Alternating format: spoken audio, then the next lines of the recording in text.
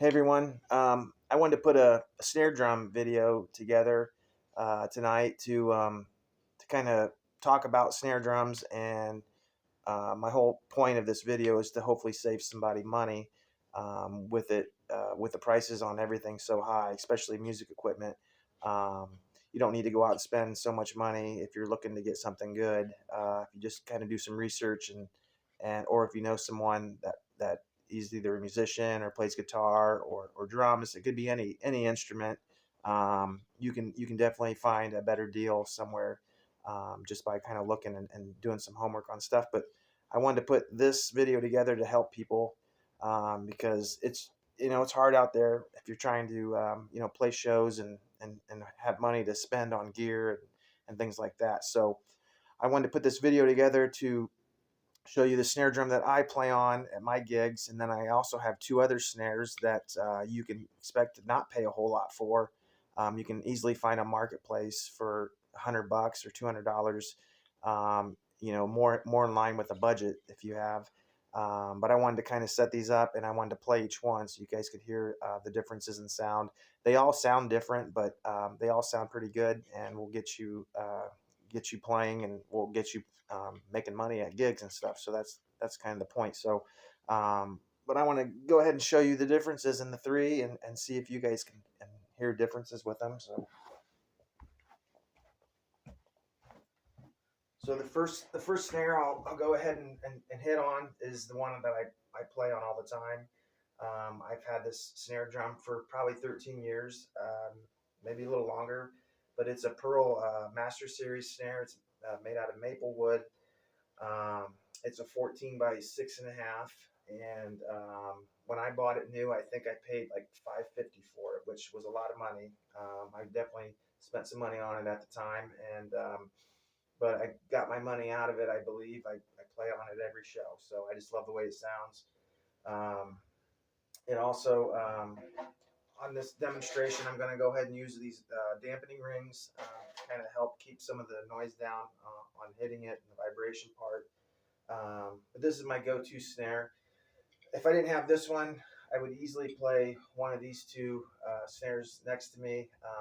These two snares I ended up getting on some different drum deals, so I'm definitely overflowing on snare drums. But I wanted to show you the differences in the sound. So I'm going to hit this one first, and then I'll hit the other two and see if you can see a big difference, which I think you'll hear a difference in sound, but I don't think it's going to be a bad thing. It's going to be a good thing, kind of. So this is the snare drum that I play on all the time.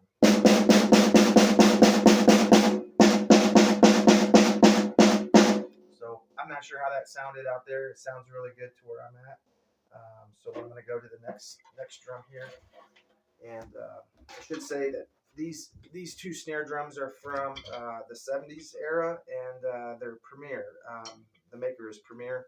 So I don't know. It's got the badge out there. So these snares are great snares, and if you can find them, I'd pick them up because they're very durable and they sound good.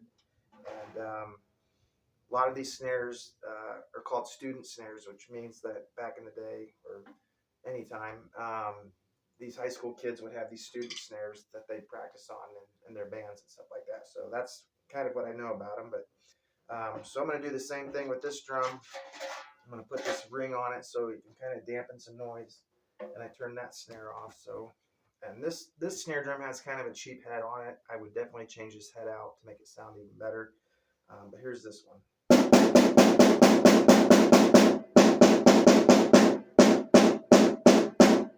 Doesn't sound bad. And I didn't mention that all these snare drums that I have, when I tune them, they're all tuned really, really tight. So the top heads are all tightened, just about as tight as you can go without cranking them and breaking them. So I do that on all of them. So they're all kind of tuned basically the same. So there's that one. And this one here is probably my favorite of the two. And I'll tell you a little bit more about this one. But like I said, all the drums are different. So this one is different in the sense that I have a clear head on it, and it also has a dampening muffler right there, which is nice. and so it just gives it a little different sound.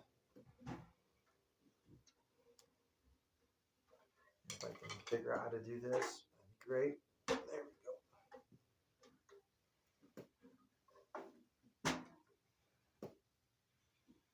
All right, so that one's ready to go. These are both off. So here's this one.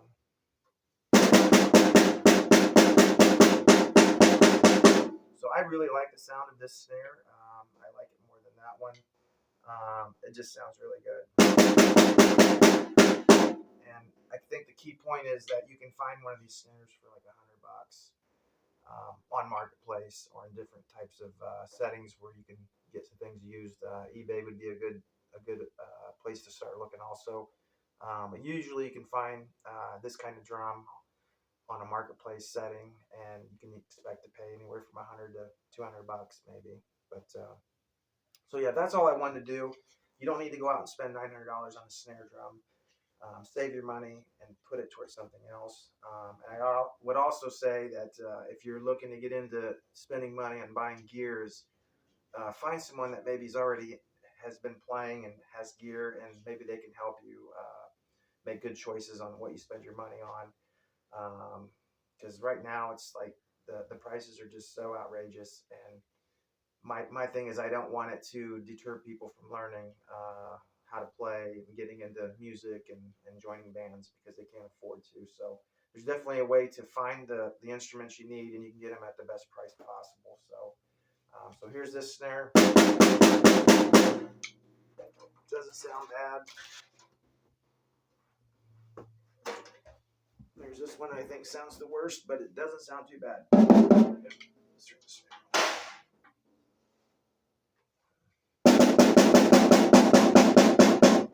that one.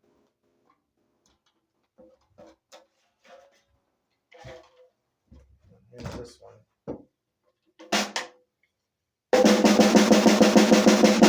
All right. Hope you enjoyed that. If you have questions, just go ahead and ask me. I'm willing to help. I want to help. I'd like to help people figure out whatever they need. So hopefully this video helped you guys out, and hopefully you learned something about some of these different drums. So have a good day.